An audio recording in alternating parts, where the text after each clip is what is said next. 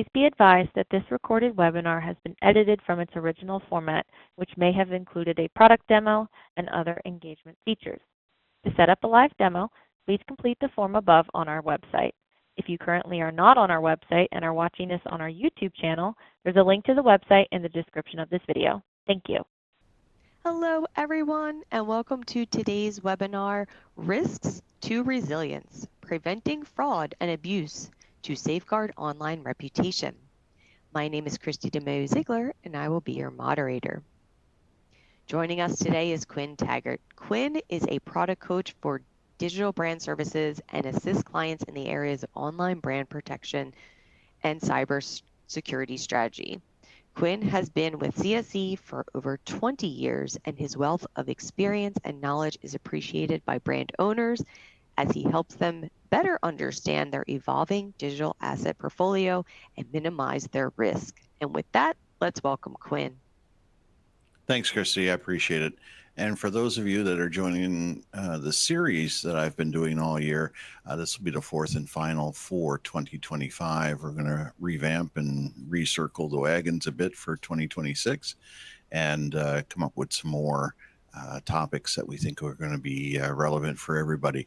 One of the big things, that if you've been on the other in the series is that we started out with some very basic pieces, and now we're at the kind of the tail end of the line where we're talking a little bit more about monitoring and enforcement. But I wanted to kind of recap a little bit, spend a few slides on that part of it, and then we'll get into some of the meat and potatoes of that part of it. So CSE Digital Brand Services at a glance.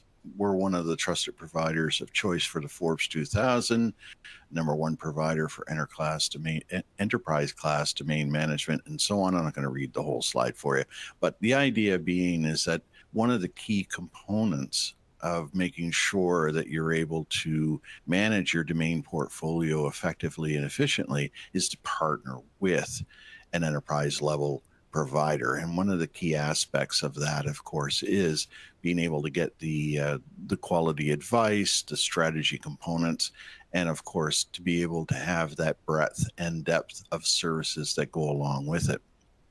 So again, going back into some of the very basic pieces, the domain name life cycle is a circle because in domains, everything is cyclical.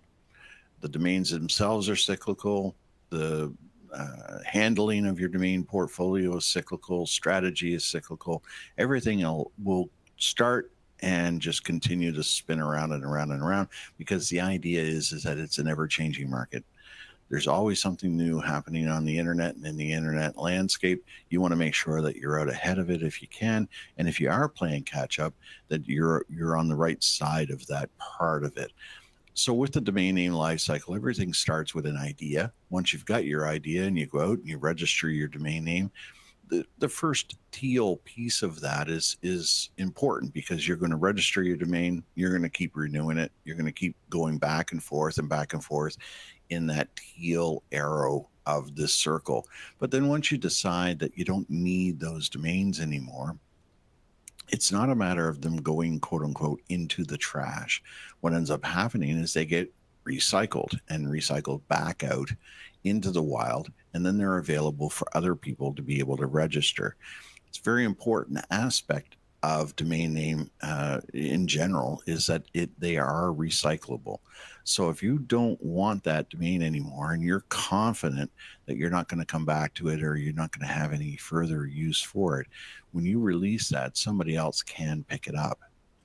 That's a particular challenge that you need to assess the risk on. And a lot of this comes down to your own company's penchant for risk. Once it expires, it goes into a grace period. Not always. Most of the country code registrations don't always have that 30-day grace period. Some do. And then it's going to go into delete phase and then back out into the wild. And then somebody else can pick it up and they can join the domain name life cycle on their own. But that's one of the first key aspects that we wanted to cover. This is one of the big things that we look towards, is that you want to start with a very solid core and then build on that as you go outward.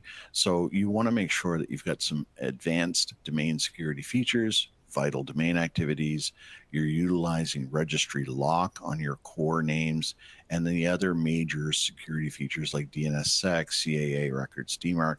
Those are really important on a domain by domain basis within the organization as a whole. But then once you start to build on the next layer, controlling your user permissions, making sure the right people have the access to the right stuff, but they also don't end up having to have access or pushing access into a role or responsibility sector that they don't really need. It used to be back in the day, you had an administrative contact, a technical contact, and a registrant. And the registrant was kind of like the top tier. They had access to everything. Admin contact had the ability to kind of change a few things with respect to the domains, but that was kind of it. And the tech contact was technically, DNS only, IP address changes, zone changes, and the like. With today's technology being what it is, especially with CSC's portal, the way that it's set up, you can be very, very granular on who has access to what within the system and on which domains. And it's really important to kind of review that on a regular basis. And then, of course, you want to make sure that the portal has key access restrictions as well, two-factor authentication, potentially IP validation, which is a little bit more enhanced, or even federated ID.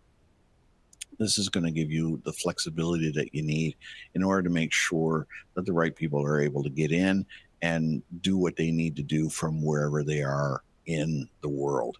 But this is also where on the outside layer, you are going to partner with, or want to partner with, an enterprise, I can't get that word out today, enterprise class provider.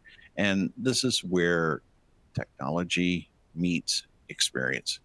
So a lot of the folks that are in the DBS department here at CSC have 10, 15, 20 years experience. They've seen a lot go on in the internet space over the years and are able to go and translate that into advice and strategic guidance towards your portfolio and what you're doing. A lot of our clients, we recognize the fact that you're not managing domains on a regular basis. It's a very small percentage probably of what you're doing in the run of a day, maybe 5, 7%, 10% at the max. It's 110% my day. So take advantage of that. You're going to get that kind of experience and expertise in partnering with an enterprise provider. So one of the foundational elements here at CSC is our digital optimization plan. And it's basically a 4-pronged approach towards the portfolio management, right? So register the right stuff, use blocks. Block can also mean registering, making sure the bad guys don't have access to the most common elements that'll go along with your brands online. Make sure you're securing everything, you're utilizing all of the elements that are available to you, like I mentioned before, registry lock, DNSSEC, CAA records, and so on. But then the real key component here is monitoring and enforcement, and that's what we're going to kind of touch on today. We're going to make sure that you understand this is a real key element to proper domain portfolio health. The threat vectors globally nowadays, they're coming from a variety of different angles. You've got DNS hijacking, you've got domain name takeover, you've got IP spoofing, phishing attacks. AI is creeping into everything. They're making those really clunky and chunky phishing attack emails look very real, very professional, and good grammar, which has always been a challenge with a lot of those phishing emails, is that you look at the grammar and you can easily tell, this is no good.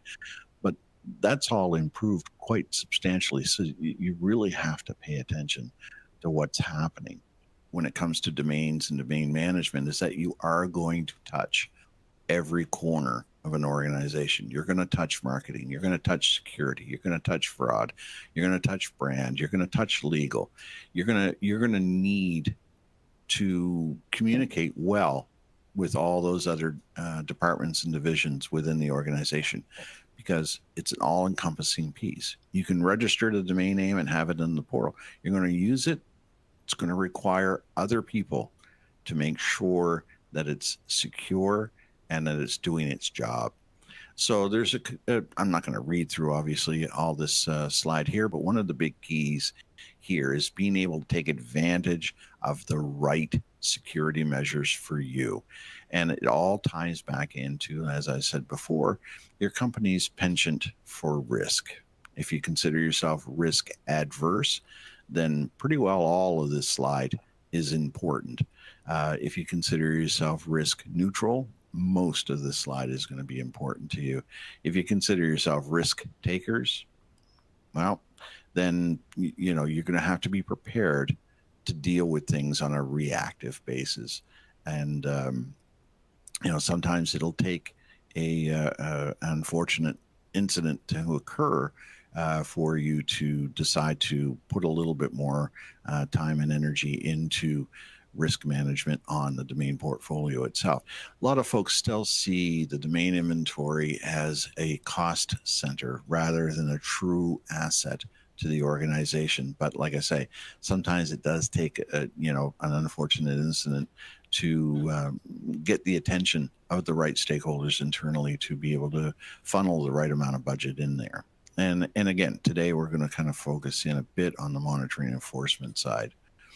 So know your stakeholders. So making sure that you understand what the key stakeholder individuals are going to be within your organization. This is a very generic diagram. There are multiple divisions along the way, but we kind of kept it as easy as we could as a pie. But the idea too as well is understanding what the mentality and what those individual stakeholders are going to be looking for. Legal is about infringement. They're about brand protection. They're really kind of focused in on that aspect of it because that's their purview, right? Marketing is going to be concerned about traffic. They're going to be concerned about SEO, how the brand is being interpreted online. IT wants to keep the lights on. They want to make sure things are running smoothly and the phone's not ringing, that people are yelling at them or, communicating that, oh, my email's down or how come the microsite's not working? And of course, InfoSec is an all-encompassing part of the organizations today where they really are responsible for making sure things are safe for not only internally, but externally as well. So in our previous webinars, these are some of the conclusions that we've come up with. Anybody can buy a domain name. Absolutely true. One domain can lead to another and another and another. So once the bad guys go down a road and they find it profitable and they find it effective, they'll continue on that same vein. So this is where monitoring enforcement can kind of come into play in identifying trends as you go through those results as they come in, because then you can maybe plug the hole, plug the gap, or at least gain some intelligence on how they're attacking your brands online so that you can try to find and formulate a strategy or a plan around it. And then use those patterns for your defense and offensive. So it works both ways. And then, of course, take full advantage of the enforcement toolbox. It can be a very long road when it comes to enforcement, so you want to be prepared for that. There are some immediate pieces that you can do, like takedowns. That'll get the immediate threat offline, but then you've got the long road in behind that of, all right, now what do you do? Do you file a UDRP? Do you, seek some sort of compensation? And it depending on the laws. Now, I'm not a lawyer, so don't take it, anything I say is quote unquote legal advice. Please consult your attorneys. But at the end of the day, there's always some options to kind of go by. Maybe it is good enough to just get the content offline and kind of let things go that way. It really depends. And then there's always the mitigation after. So how do you find out about these infringements? Most people have started out with word of mouth, direct communication with their customers or their users, Generally nowadays it's via social media channels about potential issues. Hey, you guys are offline, or I got this phishing attack. Somebody scammed me out of money. What are you going to do about it? And a lot of this stuff is coming through the social media channels, including flipping it around and using the social media channels for things like brand impersonations and counterfeit goods services. But this is really kind of a tip of the iceberg approach, meaning that, for every one or two that you get word of mouth, there's likely 10 or 12 that are also out there that people aren't saying anything about.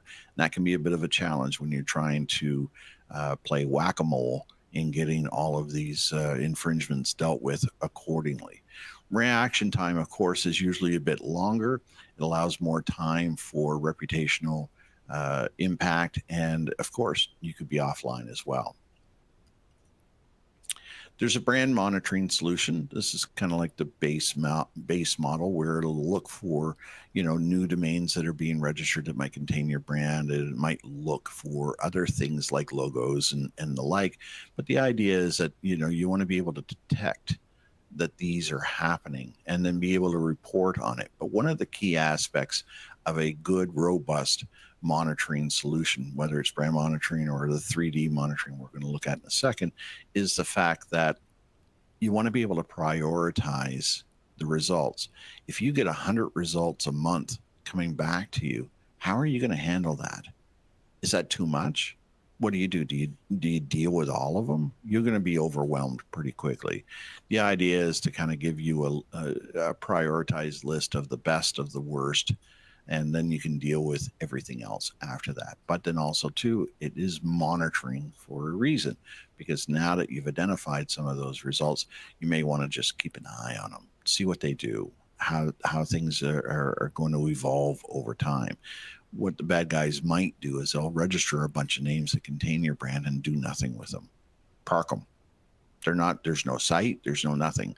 So they're not going to necessarily be detected as far as content goes, but they may be detected, of course, because they contain your brand. That's good. But then they're not doing anything. So they may not be prioritized as high risk simply because they're not doing anything. But you're going to want to keep an eye on them, because at one point, what will happen is that the bad guys will activate that. They'll either activate it for email and start sending out phishing attacks, or they may activate an actual site content to that, either counterfeit goods or the like, and be able to start rolling it through. But they may want to just park it for a bit and give it some time. So what are your options? Well, this is where our teams will come into play and, give us an opportunity to investigate some of the options. Is this a serial infringer? And then, of course, there are some enforcement options that go along with it. We talked a bit about phishing takedowns, but then you've also got situations where you can go and actually recover the domain name as well into your own inventory and get it off them. 3D monitoring is kind of like the Cadillac version of it. And I know it's a bit of a cliche to say it, but essentially it's domains can be that prime starting point for cyber attacks. And a lot of the cases in the news, they start that way, because then they're going to use that for your phishing attacks. Then they're going to have you click on a link, and then all of a sudden now it becomes a ransomware attack. There's always that gateway in. So you want to be able to try to keep an eye on who's infringing on your brands online. But there's more to it than just that. Exact match pieces is fine. If your brand is ABC and you find abconline.com, fine. Those are easy ones to kind of pick up. But then when you start looking at typos and you start looking at homoglyphs and the like, those kind of variations are extremely difficult to anticipate as you go through it. You need to have that automation that goes behind it. And also utilizing potentially machine learning and AI to kind of incorporate that into it. So our 3D monitoring solutions is a bit in that vein. It utilizes machine learning deep search. I had to read that off the slide because I can't say it without stumbling. But then it augments this with threat intelligence data, identifying the suspicious domain names that might pose a risk to you. And again, being able to prioritize those results to make sure that you're focused on the right stuff that can potentially harm your brands online. So what sort of enforcement solutions are we looking at? Well, there's site takedowns. We can do actually proactive registrations. We can modify the domain strategy. We were talking a bit about strategy earlier. So, as it should be, a strategy should be a cyclical event, but it also should be a living, breathing document. And the key factor in all of that, of course, is you need to be able to make adjustments. So as the bad guys are coming at you a certain way, let's make an adjustment. Maybe we add a few extra keywords to the registration, get them in there, make sure that the bad guys aren't left with the easy pickings that go along with it. Social media is another aspect that comes up, making sure you're using all the right protection mechanisms that are available for things like the new gTLD environment. Domain name recovery, if you have to go down that road, there's UDRP, cease and desist. So there's a whole variety of different types and levels of enforcement options available. Now, one of the other considerations is when we look at the new gTLD side of things. Back when this was launched in 2012, we had a slew of applications. It was a blind application process, meaning nobody knew what was applied for until applications were closed, and then they released it. They had a bunch of stuff they had to kind of work through. There's still some round one new gTLDs that are still being litigated and disputed. So, they're not going to get launched anytime soon, but the bulk of them are out. And, one of the big things when we're looking at the new gTLD side of the market is a lot of them are keywords that people would have normally married with their brands anyways. Shop, store, online, app. So instead of, abcshop.com, it's now abc.shop. So these are really important. That's why all of those ones are extremely popular.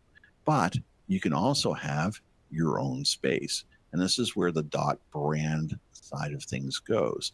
So you could have your own .abc. You could have your own piece of the internet. It is your spot. This enhances a ton of the security side of things. When they first proposed this particular thing, I thought immediately, of course, of financial services, banks, making sure, hey, look, if it's not, I'm in Canada, so I'm going to quote a Canadian bank. If it's not .cibc or not .bom or BMO, it's not us. Because a lot of those phishing attacks, of course, related to banks.